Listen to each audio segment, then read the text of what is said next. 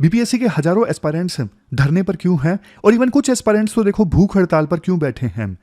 देखो 13 दिसंबर को ना बीपीएससी का प्री का एग्जाम हुआ था। अब उस एग्जाम में ना काफी सारी इरेगुलरिटीज सामने आई। जैसे जब देखो एग्जाम हो रहा था ना, उसी समय जो क्वेश्चन पेपर या फिर ओएमआर सीट है उसकी इमेजेस सोशल मीडिया पर वायरल हो रही थी। इसके अलावा कुछ सेंटर्स पर बच्चों की शिकायत ये है कि जो बायोमेट्रिक वाला सिस्टम था ना वो चला ही नहीं, तो मैनुअली आइडेंटिफाई किया गया बच्चों को, मैनुअल रिकॉर्ड प्रिपेयर किया गया। और कुछ सेंटर्स है जैसे बापू सभागार सेंटर ऐसा था, वहां पे ना बच्चों को एक तो क्वेश्चन पेपर जो मिला वो अधूरा मिला था, लेट मिला था, ओएमआर सीट लेट से मिली। तो बीपीएससी ने ना ये तो मान लिया कि बापू सभागार सेंटर में इरेगुलरिटीज थी, वहां पे हम एग्जाम दोबारा से कंडक्ट करवाएंगे। लेकिन बच्चों का ये कहना है देखो सिर्फ एक सेंटर पे आप एग्जाम दोबारा से कंडक्ट करवाओगे तो वहां पे पेपर ज्यादा आसान हो गया तो फिर उन बच्चों को फायदा होगा, बाकी 911 सेंटर्स पे जो एग्जाम ऑलरेडी हो चुका है उनको नुकसान हो गया।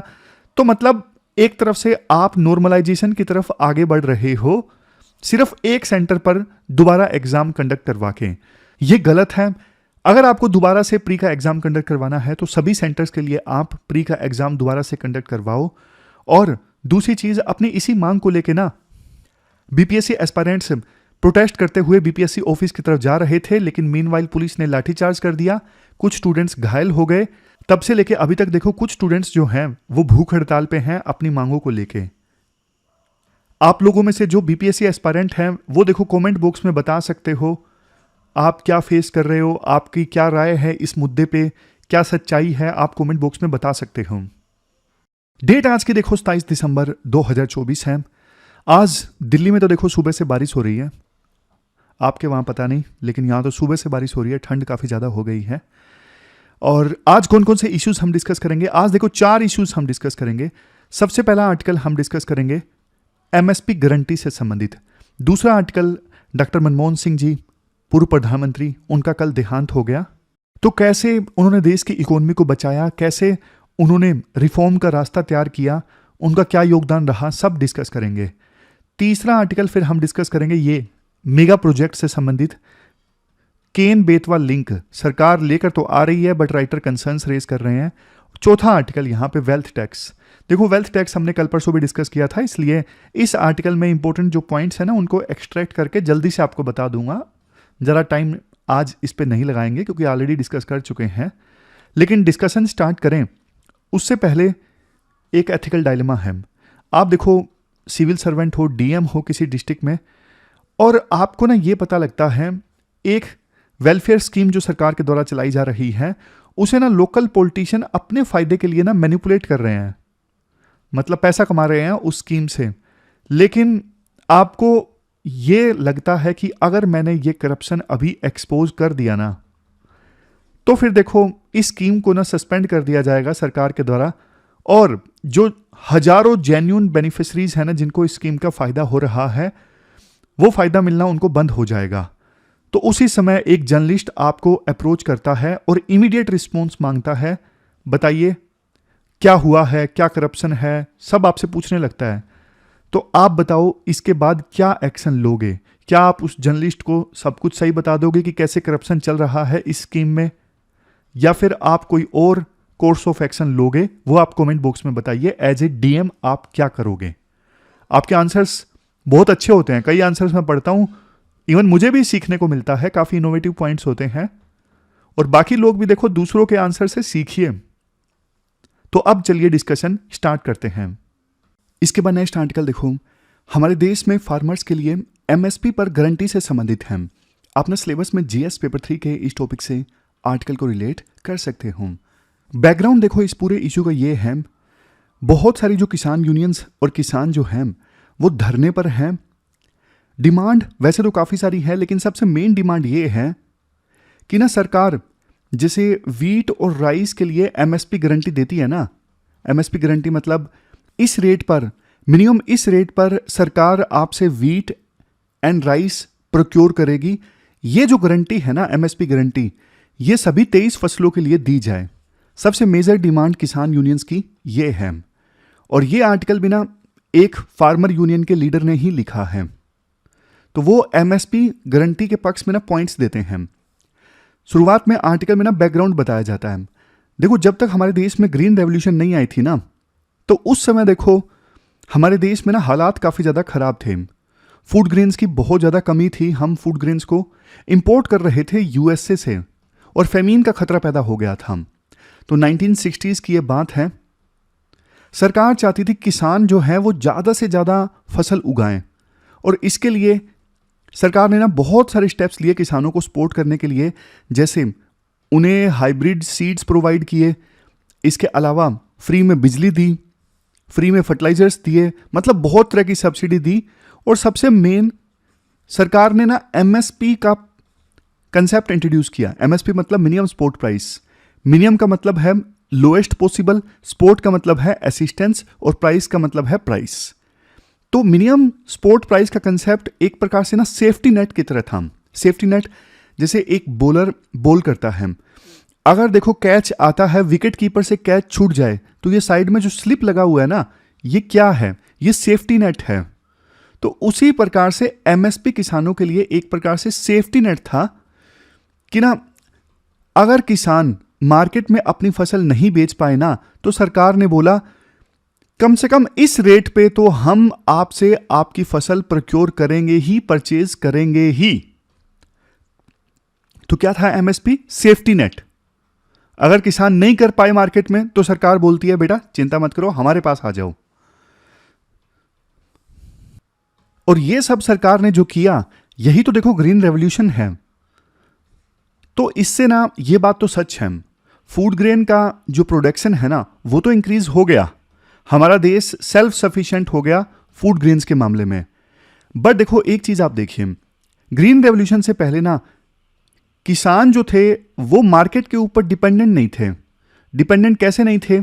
एक किसान अपने लोकल देसी बीज का इस्तेमाल करता था फसल उगाने के लिए और नेचुरल तरीकों का इस्तेमाल करता था, कुछ ज़्यादा फर्टिलाइजर्स या फिर केमिकल्स के ऊपर डिपेंडेंट नहीं था। और फसल भी जो किसान था वो लोकल ही बेच देता अपने गांव के किसी बनिए को या फिर आसपास किसी व्यापारी को, मतलब मार्केट के ऊपर डिपेंडेंट नहीं था। बट देखो राइटर ये कहते हैं जैसे ही ग्रीन रेवोल्यूशन आया, फर्टिलाइजर्स का इस्तेमाल होने लगा, हाइब्रिड सीड्स का इस्तेमाल होने लगा। शुरू में तो सरकार ने सब्सिडी दी इन सब पे, लेकिन बाद में सरकार ने सब्सिडी थोड़ी कम कर दी, तो किसान मार्केट के ऊपर डिपेंडेंट हो गया। क्योंकि किसानों को आदत लग गई ना कि हाँ ये बीज खरीदने हैं, हाँ ये फर्टिलाइजर खरीदना है, तो किसान मार्केट के ऊपर निर्भर करने लगा। ये सब परचेज करने के लिए किसानों को चाहिए थे पैसे। तो फिर किसान ना लोकल मनी लेंडर्स के चुंगल में फंसता गया, जो कमीशन एजेंट नहीं होते, वो बोलते हैं कि कोई बात नहीं, अभी आप हमसे लोन ले लो और बाद में जब आपकी फसल आएगी तो फिर आप हमें पैसे लौटा देना। ये लोकल जो कमीशन एजेंट हैं, इंटरमीडियरी, ये देखो किसानों से इंटरेस्ट लेते हैं 2% फॉर एग्जाम्पल, और फिर बाद में ना किसानों को उन्हीं को अपनी फसल बेचनी पड़ती थी, कहीं किसान कहीं और नहीं जा पाता। तो इन इंटरमीडियरीज ने ना किसानों को, ट्रेडर्स ने किसानों को एक्सप्लॉइट करना स्टार्ट कर दिया। और एक चीज देखो, सरकार ने शुरुआत में एमएसपी तो दिया, लेकिन जैसे जैसे ना इनपुट्स के रेट बढ़ते गए, जैसे सीड्स के, फर्टिलाइजर्स के, सरकार ने ना उस कंपैरिजन में एमएसपी इंक्रीज नहीं किया। इसलिए धीरे धीरे खेती जो था वो घाटे का सौदा होता गया किसानों के लिए, और बहुत सारे किसान सुसाइड्स करने लगे। जैसे सुप्रीम कोर्ट की एक रिपोर्ट कहती है, सुप्रीम कोर्ट कमेटी की एक रिपोर्ट कहती है, लास्ट 30 सालों में ना 4 लाख किसानों ने सुसाइड किया है। और अगर रिकॉर्ड से थोड़ा ऊपर जाएं, क्योंकि सारे सुसाइड्स तो रिकॉर्ड में दर्ज नहीं होते ना, तो ये आंकड़ा 7 लाख निकल के आएगा। समझ गए? तो इसके बाद राइटर ये बोलते हैं, आज के समय में देखो किसान ना पंजाब में देखिए धान उगा रहे हैं, राइस उगा रहे हैं। अब पंजाब में राइस उगाने में पता है कितना पानी यूज हो रहा है? 3000 से लेके 3500 बिस्लरी की बोतल्स 1 किलोग्राम राइस को उगाने में यूज हो जाती हैं। इतना सारा पानी खर्च होता है 1 किलोग्राम राइस उगाने में पंजाब में। बार बार एक्सपर्ट्स ने बोला है पंजाब के किसानों को डाइवर्ट किया जाए दूसरी फसलें उगाने के लिए, बट अब तो ये बात सुन सुन के आप भी फेड अप हो गए होंगे, क्योंकि आपने भी ये बात बहुत बार सुन ली, लेकिन पता नहीं सरकार इस पे क्यों नहीं एक्शन लेती। अब देखो पंजाब में ना सिर्फ 15-20 सालों का पानी बचा है, ग्राउंड वाटर। उसके बाद तो पानी ऐसा लगता है सिर्फ खबरों में सुनने को मिलेगा। जब हम बूढ़े हो जाएंगे ना, इस प्रकार की खबरें आएंगी, पंजाब के इस घर में 1 लीटर पानी मिला, ईडी का छापा, जांच जारी, ऐसी खबरें आएंगी जब हम बूढ़े हो जाएंगे। बचाते ही नहीं है पानी। खैर, राइटर ये बोलते हैं देखो ये प्रॉब्लम कैसे सोल्व होगी। प्रॉब्लम तब सोल्व होगी ना जब किसान राइस के बजाय, पैडी के बजाय दूसरी फसलें उगाएंगे। और दूसरी फसलें कब उगाएंगे? जब सरकार बाकी क्रॉप्स पे भी एमएसपी गारंटी देगी। तो सरकार क्यों नहीं तैयार है एमएसपी गारंटी देने के लिए? सरकार का एक तर्क है हमारा बहुत ज़्यादा खर्चा आएगा अगर हम 23 की 23 फसलों पे एमएसपी गारंटी देते हैं तो। राइटर बोलते हैं देखो खर्चा आएगा सरकार का 20,000 करोड़ से लेके 50,000 करोड़ के बीच में। ये राइटर के व्यू हैं, क्योंकि सरकार का आंकड़ा थोड़ा अलग है कितना खर्चा आएगा। तो देखो राइटर ये बोलते हैं इतना खर्चा आएगा, इतने पैसे तो हम बचा ही लेंगे। इतने पैसे कैसे बचाएंगे? क्योंकि देखो अगर पंजाब में फॉर एग्जांपल किसान पैडी नहीं उगाएंगे तो ग्राउंड वाटर कम यूज होगा। अब इलेक्ट्रिसिटी भी तो खर्च करते हैं ना किसान बहुत ज़्यादा, नीचे ग्राउंड वाटर निकालने के लिए मशीन्स वगैरह, पंप्स वगैरह का इस्तेमाल करते हैं, लेकिन ग्राउंड वाटर कम यूज होगा तो इसका मतलब इलेक्ट्रिसिटी भी कम यूज होगी। इलेक्ट्रिसिटी कम यूज होगी तो हम देखो एनर्जी की बचत कर रहे हैं। कितना एनर्जी हम बचा लेंगे? अभी हम क्रूड ऑयल वगैरह बाहर से इंपोर्ट करते हैं जिससे डीजल वगैरह निकलता है, और इससे हमारा बहुत ज़्यादा फॉरेन एक्सचेंज खर्च हो जाता है। तो राइटर बोलते हैं इतना पैसा तो हम बचा लेंगे ना, अभी इंपोर्ट पे पैसा खर्च करना पड़ रहा है उतना बचा लेंगे। दूसरा देखो अभी हम एडिबल ऑयल बहुत ज़्यादा परचेज करते हैं बाहर से, खास करके पाम ऑयल। ये हम मलेशिया, इंडोनेशिया इन देशों से परचेज करते हैं पाम ऑयल, क्योंकि हमारे देश में एडिबल ऑयल कम है। तो देखो इस पे भी हम बहुत ज़्यादा फॉरेन एक्सचेंज खर्च कर देते हैं, महंगा भी पड़ता है पाम ऑयल। अगर पंजाब के किसानों को एमएसपी गारंटी दी जाए तो वो पल्सेस और एडिबल ऑयल वाली फसलें उगाएंगे, तो हमें ये नहीं इंपोर्ट करना पड़ेगा, यहां पैसा बचत हो जाएगी। और दूसरे देखो इसके हेल्थ बेनिफिट्स भी हैं। हेल्थ बेनिफिट्स कैसे हैं? ये जो पाम ऑयल हम परचेज करते हैं ना इंडोनेशिया से, मलेशिया से, इसमें ना बहुत केमिकल प्रोसेसिंग होती है और सेहत पे बहुत नेगेटिव इंपैक्ट पड़ता है। लेकिन अगर देसी किसानों को, पंजाब हरियाणा के किसानों को हम एमएसपी पे गारंटी देंगे तो वो सूरजमुखी उगाएंगे, वो मस्टर्ड उगाएंगे, दूसरे जो तेल वाली फसलें हैं वो उगाएंगे और उनसे एडिबल ऑयल मिलेगा। हम सेल्फ सफिशिएंट हो जाएंगे एडिबल ऑयल के मामले में। तो विन विन सिचुएशन है।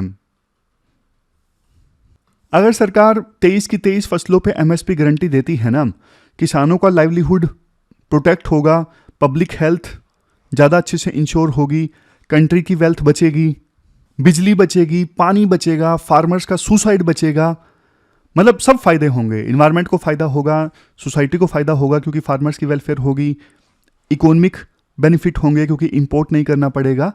तो विन विन सिचुएशन है। ये पूरा इन्फोग्राफिक में समराइज है ये पूरा आर्टिकल। अब चलते हैं आगे। इसके बाद नेक्स्ट आर्टिकल देखो इकोनॉमिक रिफॉर्म्स से संबंधित है। कल देखो रात को काफ़ी दुखद समाचार मिला। डॉक्टर मनमोहन सिंह जी, हमारे पूर्व प्रधानमंत्री, इनका देहांत हो गया। देश में देखो बहुत कम लीडर्स ऐसे हैं जिनकी ना सभी रिस्पेक्ट करते हैं। आम जनता तो छोड़िए, सभी पॉलिटिकल पार्टीज के लीडर्स रिस्पेक्ट करते हैं। कुछ ही लीडर्स ऐसे बचे हैं और उन्हीं में से एक थे डॉक्टर मनमोहन सिंह जी। किस प्रकार से 1991 में इन्होंने देश की इकोनॉमी को बचाया और देश की इकोनॉमी को ये रिफॉर्म के रास्ते पर ले गए, वो सब हम इस आर्टिकल में डिस्कस करते हैं। देखो एक चीज मैं आपको बताता हूं, आपने ये टर्म सुनी है, सुनी तो होगी ही, Hindu growth rate. Hindu growth rate क्या था?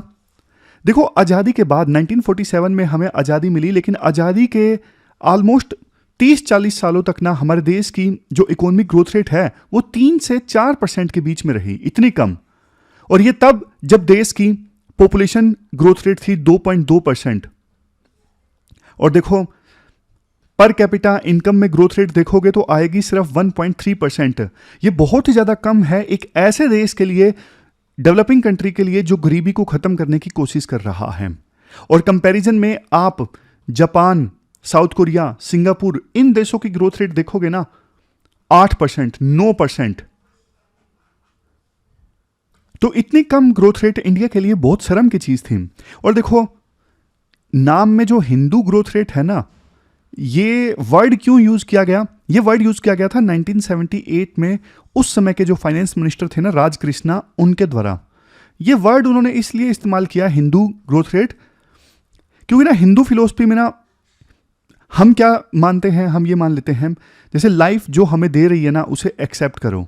ये हिंदू धर्म में मान्यता है, ये हमारे कर्म हैं और लाइफ जो हमें दे रही है उसे एक्सेप्ट करो। तो राजकृष्णा उस समय के जो फाइनेंस मिनिस्टर थे ना, उन्होंने ये बोला, अरे भाई तुम इतनी कम ग्रोथ रेट है इसे नॉर्मल मान के चल रहे हो और बोल रहे हो कि ये हमारे कर्मा है और जो मिल रहा है वो ठीक है। अरे चेंज क्यों नहीं करते तुम, ग्रोथ रेट इंक्रीज क्यों नहीं करते? तो इस सेंस में उन्होंने ये वर्ड इस्तेमाल किया था। इस प्रकार से हमने हिंदू ग्रोथ रेट को समझ लिया, जो कि चलती रही जब तक देश में इकोनॉमिक रिफॉर्म्स नहीं आए। अब देखो हम ये समझते हैं आखिरकार ऐसा क्या हो गया 1991 में कि हमें हमारे देश को सोना गिरवी रखना पड़ा बैलेंस ऑफ पेमेंट क्राइसिस से बचने के लिए। ऐसा क्या हुआ था? आप सर्कमस्टांसिस देखिए, किसी भी कंसेप्ट को समझना हो ना तो उस समय कंटेक्स्ट और सर्कमस्टांसिस समझ लो, फिर जो आप कंसेप्ट समझोगे ना भूलोगे नहीं। तो 1991 से पहले क्या था? 1991 से पहले देखो यूएसएसआर के साथ में हमारी अच्छी दोस्ती थी। 1971 में यूएसएसआर के साथ में हमने फ्रेंडशिप ट्रीटी भी साइन की थी। यूएसएसआर ना इंडिया के साथ में ट्रेड कर लेता था रुपी में और डिस्काउंट पे हमें रॉ मटेरियल वगैरह भेज देता था। तो हमें डॉलर की आवश्यकता उतनी ज्यादा नहीं थी दूसरे देशों से चीजें परचेज करने के लिए। लेकिन 1991 में 90-91 में आपको पता है हो गया यूएसएसआर का डिसइंटीग्रेशन, 15 टुकड़ों में बट गया। तो हमारा जो सबसे पक्का दोस्त था, हमारा जिगरी यार जो था, वो तो गया।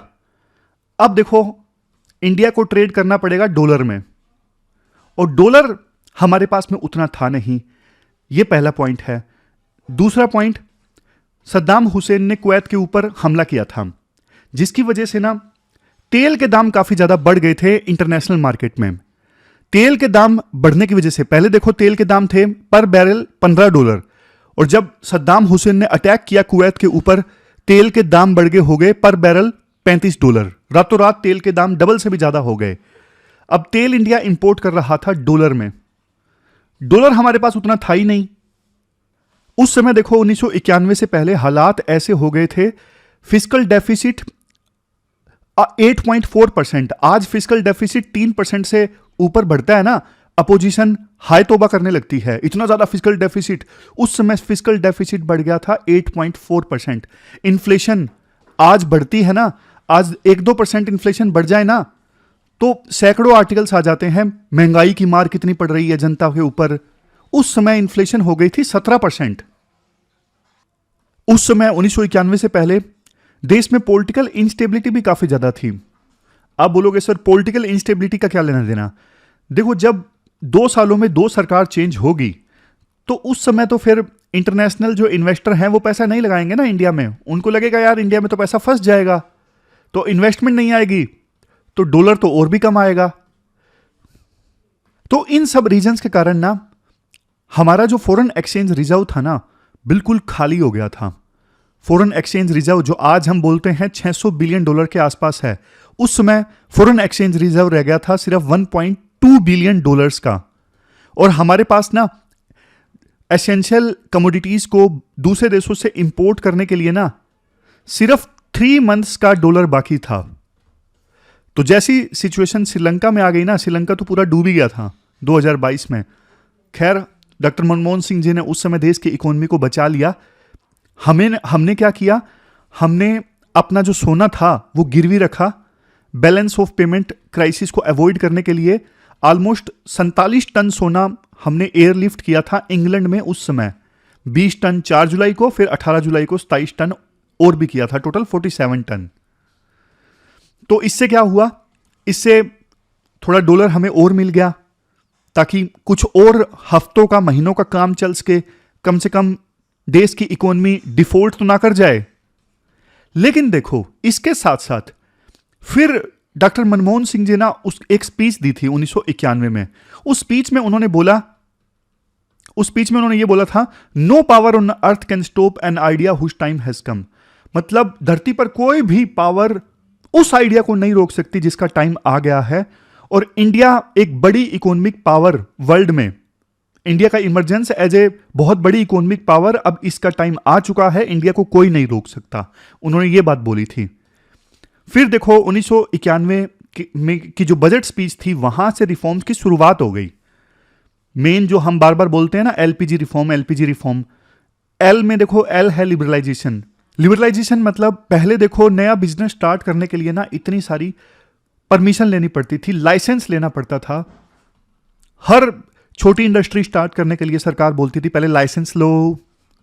लेकिन 1991 के बाद में नई इंडस्ट्रियल पॉलिसी आई और सिर्फ 18 इंडस्ट्रीज के लिए लाइसेंस लेना अनिवार्य किया गया, बाकी सब के लिए सरकार ने लाइसेंस खत्म कर दिया। Next, privatisation.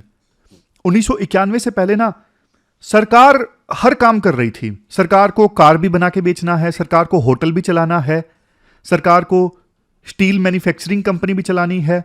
हर चीज में सरकार घुसी हुई थी और बहुत सारी कंपनीज तो भारी लॉस में जो सरकार चला रही थी, लेकिन टैक्स पेयर के पैसों से बस सरकार चला रही थी। लेकिन 1991 के बाद में आया प्राइवेटाइजेशन। ज्यादातर इंडस्ट्रीज पे ना स्टेट का कंट्रोल छोड़ दिया गया, प्राइवेट सेक्टर की एंट्री अलाउ कर दी गई। जैसे अब मैं आपको एक एग्जांपल देता हूं, छोटा सा एग्जांपल, ऑटोमोबाइल सेक्टर है। 1991 से पहले सरकार का रोल था कार मैन्युफैक्चरिंग में, मोनोपोली थी। कितनी कारें आई, एम्बेसडर जो कार थी ना, 40 सालों से एम्बेसडर कार का डिजाइन भी चेंज नहीं हुआ था। एम्बेसडर कार लेने जाओ, 2-3 साल की डिलीवरी हुआ करती थी। कोई और प्राइवेट कंपनी आके कार मैन्युफैक्चर नहीं कर सकती थी हमारे देश में। लेकिन 1991 के बाद सरकार ने अलाउ कर दिया, प्राइवेटाइज कर दिया ऑटोमोबाइल सेक्टर को। तो फिर एंट्री होती है इतनी सारी कंपनीज की, 30 से ज्यादा कंपनीज हमारे देश में आई कार मैन्युफैक्चरिंग करने के लिए। आज सिचुएशन ये है, महिंद्रा, टाटा, इन कंपनीज की जो कारें हैं ना, अफ्रीका के देशों में बिकती हैं और दूसरे साउथ एशियन कंट्रीज में बिकती हैं। इंडिया तो छोड़ दो। ये मुमकिन हो पाता अगर सरकार ऑटोमोबाइल सेक्टर को प्राइवेटाइज नहीं करती, कभी नहीं हो पाता। अगर ऑटोमोबाइल सेक्टर का प्राइवेटाइजेशन नहीं होता ना, आज भी हम एम्बेसडर कार में घूम रहे होते। खैर वो तो मजाक की बात है, सरकार भी कुछ ना कुछ एम्बेसडर का नया मॉडल लेके आती। लेकिन प्राइवेटाइजेशन का फायदा है, आप चाहे किसी भी कंपनी में देख लो, बीएसएनएल में देख लो, पहले मोनोपोली थी तो इनएफिशिएंसी थी, टेलीकॉम सेक्टर हमारा इतना अच्छे से काम नहीं कर रहा था। बट अब देखो कितना ज्यादा इंटरनेट गांव गांव में जा चुका है, कितनी बड़ी रेवोल्यूशन हमारे देश में आई है। क्या अकेला बीएसएनएल ये ला पाता? बिल्कुल भी नहीं ला पाता। फिर नेक्स्ट है ग्लोबलाइजेशन। ग्लोबलाइजेशन मतलब पहले ना सरकार बहुत ज्यादा डरती थी। सरकार का पूरा फोकस होता था इंपोर्ट सब्स्टिट्यूशन पर। इंपोर्ट सब्स्टिट्यूशन पर मतलब जो चीज हम इंपोर्ट कर रहे हैं ना, सरकार कहती थी अरे यार तुम खुद से बना लो यार, दूसरे देशों से मत इंपोर्ट करो। बाहर से कोई इन्वेस्टमेंट आती, सरकार डरती थी, नहीं नहीं नहीं नहीं, हमें दूसरे देश की इन्वेस्टमेंट नहीं चाहिए। लेकिन 1991 के बाद सरकार ने अपने दरवाजे खोल दिए। सरकार ने बोला कि जो भी इन्वेस्ट करना चाहता है, कुछ इंडस्ट्रीज को छोड़ के, आपका स्वागत है, हम दरवाजे खोलते हैं, आप आइए, आप इन्वेस्ट कीजिए। तो देश में फॉरेन इन्वेस्टमेंट जो है वो एक्सपोनेंशियली बढ़ गई। इससे देश में टेक्नोलॉजी आई, रोजगार के अवसर पैदा हुए और हमारी डोमेस्टिक कंपनीज ने कंपटीशन फेस किया तो डोमेस्टिक कंपनीज ने भी सुधार किया। ये सब फायदा हुआ। उस समय देखो हमने ना रुपी को भी काफी डीवैल्यूएट कर दिया था डॉलर के मुकाबले में। सोचो कितनी बड़ी बात थी ये मानना कि रुपी जिस वैल्यू पे ट्रेड कर रहा है वास्तव में वो रुपी की वैल्यू नहीं है, रुपी की वैल्यू थोड़ा और कम होनी चाहिए। हालांकि पहली बार नहीं हुआ था रुपी का डीवैल्यूएशन, लेकिन फिर भी इसे स्वीकार करना काफी ज्यादा हिम्मत वाली बात होती है। रुपी की वैल्यू कम होने से ना एक्सपोर्ट देश से ज्यादा होने लगा और जिसका देश को फायदा हुआ। MRTP एक्ट, मोनोपोलीज को रोकने के लिए एक एक्ट था, तो इस एक्ट को भी खत्म कर दिया गया, जिससे मर्जर एक्विजिशन वो सब आसान हो गया, रिस्ट्रिक्शंस हट गई और बिजनेस को एक्सपेंड करना ईजी हो गया। देश में देखो उस समय रिफॉर्म्स आए, उसी की बदौलत आज इंडिया जल्द ही वर्ल्ड में तीसरे नंबर की सबसे बड़ी इकोनॉमी बनने वाला है। गरीबी इंडिया में पहले के अपेक्षाकृत पिछले 30 सालों में काफ़ी ज़्यादा कम हो गई है। वेल्थ क्रिएशन इंडिया में काफ़ी ज़्यादा हुआ है और बाद में उसी वेल्थ क्रिएशन की सहायता से, क्योंकि वेल्थ क्रिएशन जब होता है तो सरकार का भी रेवेन्यू बढ़ता है ना, टैक्स ज़्यादा मिलता है सरकार को, तो उसी वेल्थ क्रिएशन की सहायता से सरकार बड़ी बड़ी वेलफेयर स्कीम चला सकी। लेकिन देखो एक चीज़ जिसमें रिफॉर्म का ज़्यादा असर नहीं हुआ, मैन्युफैक्चरिंग सेक्टर। हम मैन्युफैक्चरिंग सेक्टर का जो कंट्रीब्यूशन है ना जीडीपी में, उसे बहुत ज़्यादा नहीं इंक्रीज कर सके। ये काफ़ी दुख की बात है। खैर देखो, डॉक्टर मनमोहन सिंह जी ने उस समय बहुत क्रिटिसिज्म फेस किया। अपोजिशन ने उस समय बोला था कि सरकार रिफॉर्म लेके आ रही है, वर्ल्ड बैंक के दबाव में, यूएसए के दबाव में, बहुत सारी ऐसी ऐसी बातें बोली गई थी। लेकिन डॉक्टर मनमोहन सिंह जी ने यह बोला कि आप चिंता मत कीजिए, इन रिफॉर्म्स का जो असर है वो लॉन्ग टर्म में इंडिया के लिए जबरदस्त देखने को मिलेगा। तो देखो आज वो दिन है, कल उनका देहांत हो गया था, तो आज हम सब उनको श्रद्धांजलि देते हैं। भगवान उनकी आत्मा को शांति दे। डॉक्टर मनमोहन सिंह जी ने देश की ग्रोथ में, देश की तरक्की में बहुत बड़ा योगदान दिया। इसके बाद नेक्स्ट आर्टिकल मेगा प्रोजेक्ट्स की वायबिलिटी से संबंधित है। अपने सिलेबस में जीएस पेपर 3 के इस टॉपिक से आर्टिकल को रिलेट कर सकते हो। क्या कंटेस्ट है? देखो, प्रधानमंत्री मोदी ने ना 44,605 करोड़ की लागत से बनने वाले Ken Betwa river interlinking project को इनाग्रेट किया। इस प्रोजेक्ट में क्या होगा, ये देखो, ये केन रिवर जो है, यहां पे केन रिवर से पानी जाएगा बेतवा रिवर में। वैसे दोनों ही जो रिवर्स हैं, ये देखो बुंदेलखंड रीजन से होकर गुजरती हैं। बुंदेलखंड रीजन जो यूपी और एमपी में फैला हुआ है, लेकिन ड्रोट प्रोन रीजन है बुंदेलखंड रीजन। तो सरकार का दावा ये है, ये इंटरलिंकिंग जो प्रोजेक्ट है, क्योंकि केन रिवर में पानी ज़्यादा है, केन रिवर से पानी ट्रांसफर किया जाएगा बेतवा रिवर में। तो फिर बेतवा रिवर के आसपास के जो इलाके हैं, वहां पे लोगों को पीने के लिए पानी मिलेगा और इसके साथ साथ किसानों को सिंचाई के लिए भी पानी मिलेगा। इसके लिए भी दोनों के बीच में एक नहर बनाई जाएगी, लिंक कैनल, और यहां पे ना केन रिवर के ऊपर एक डैम भी बनाया जाएगा, धोधर डैम। मैं आपको दिखा देता हूं कहां पे ये डिजाइन डैम बनाया जाएगा। एक बार हटा देता हूं, ये देखो धोधन डैम बनाया जाएगा, ये केन रिवर के ऊपर। ये पन्ना टाइगर रिजर्व में डैम होगा। इस डैम की वजह से ना बहुत सारा जो एरिया है पन्ना टाइगर रिजर्व का, वो सबमर्ज हो जाएगा, बहुत पेड़ों का नुकसान होगा, इकोसिस्टम डिसरप्ट होगा, टाइगर्स के लिए जो कॉरिडोर है उसमें बाधा आएगी। तो क्वेश्चंस उठाते हैं राइटर ना, इस प्रोजेक्ट पे क्वेश्चंस उठाते हैं। राइटर बोलते हैं 2021 में ना इस प्रोजेक्ट को ना अप्रूवल दिया गया था।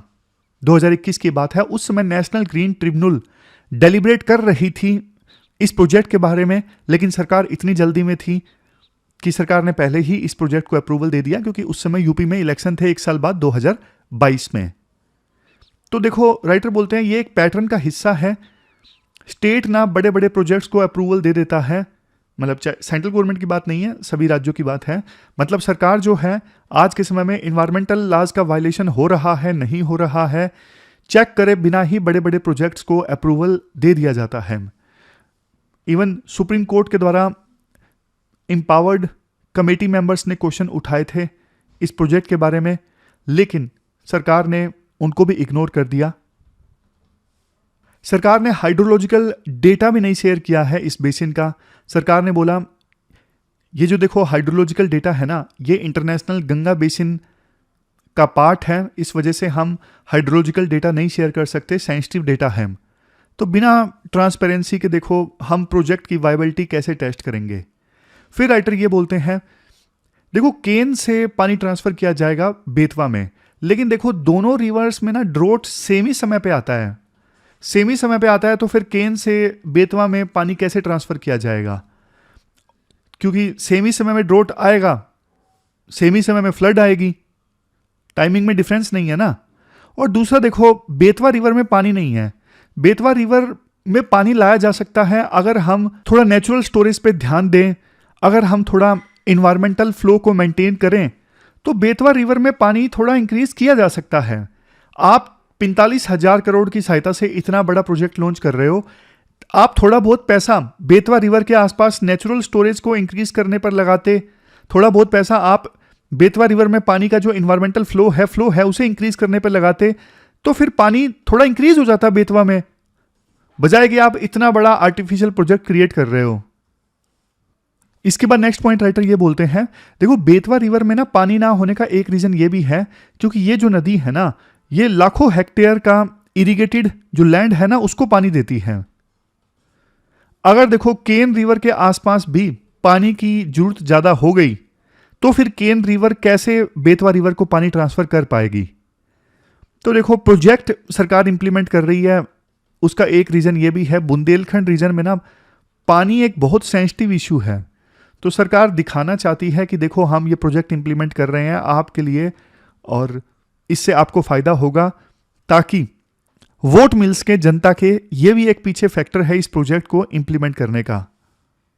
लास्ट में राइटर कंक्लूजन में ये बोलते हैं, देखो जितना रिसोर्सेज सरकार लगा रही है ना इस प्रोजेक्ट पे या फिर इस जैसे और प्रोजेक्ट्स पे, जैसे एक सिमिलर सा प्रोजेक्ट है पार्वती काली सिंध चंबल लिंक, इनको आपस में जोड़ने के लिए, तो जितना रिसोर्सेज सरकार लगा रही है ना इन प्रोजेक्ट्स के लिए, उतना ही कल को कोई अनहोनी हो गई, एडवर्स डेवलपमेंट हो गया, तो उतना ही मुश्किल होगा उस एडवर्स डेवलपमेंट को कम करने के लिए। मतलब जितना ज़्यादा नुकसान होगा ना एनवायरनमेंट को, उतना ही मुश्किल होगा फिर उसे ठीक करने में। इसलिए सरकार को ना थोड़ा सोच समझ के प्रोजेक्ट्स को अप्रूवल देना चाहिए। वोट बैंक पॉलिटिक्स नहीं देखनी चाहिए, वास्तव में देखना चाहिए अपॉर्चुनिटी कॉस्ट क्या है। इतना पैसा खर्च कर रहे हो, क्या इतने पैसों की सहायता से किसी और मेथड से पानी लाया जा सकता है बेतवा रिवर में? वो सब सरकार को एनालाइज करना चाहिए था। तो ये प्रोज एंड कॉन्स हैं।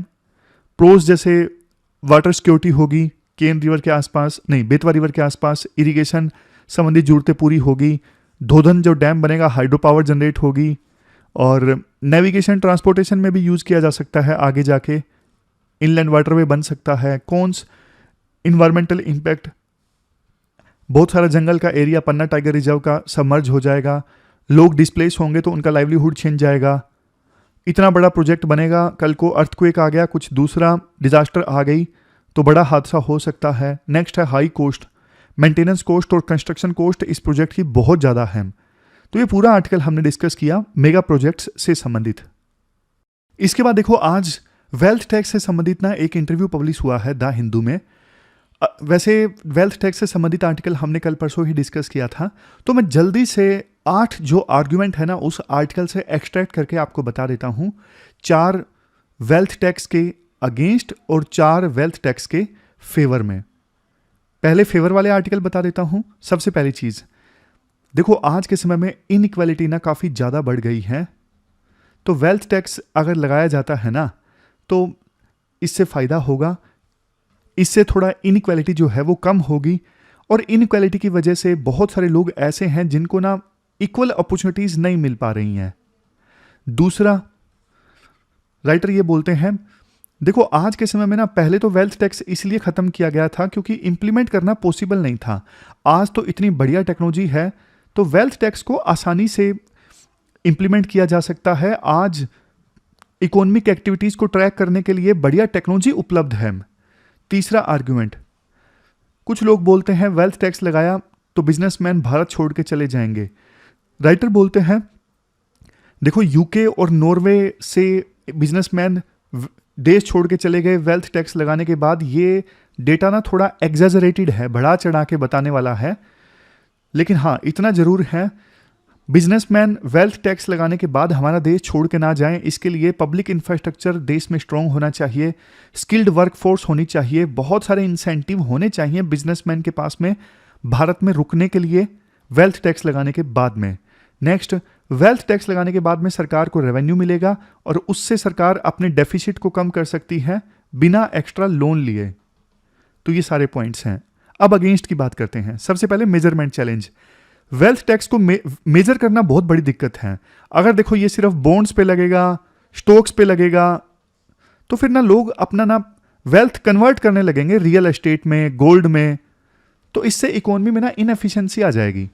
नेक्स्ट, कैपिटल फ्लाइट रिस्क, जो मैंने आपको बताया, वेल्थ टैक्स लगने पे बहुत सारे बिजनेसमैन देश छोड़ के चले जाएंगे। नेक्स्ट, इंप्लीमेंटेशन कॉस्ट ज़्यादा है, 1% पैसा तो टैक्स इकट्ठा करने में लग जाएगा, हाई इंप्लीमेंटेशन कॉस्ट है, कलेक्शन कॉस्ट ज़्यादा है। नेक्स्ट, ग्रोथ प्रायोरिटी, सरकार को ना ज़्यादा टैक्स लगाने के बजाय ग्रोथ पे ध्यान देना चाहिए। अगर सरकार ज़्यादा ग्रोथ लाएगी तो सरकार को ऑटोमेटिक ही ज़्यादा रेवेन्यू हासिल होगा।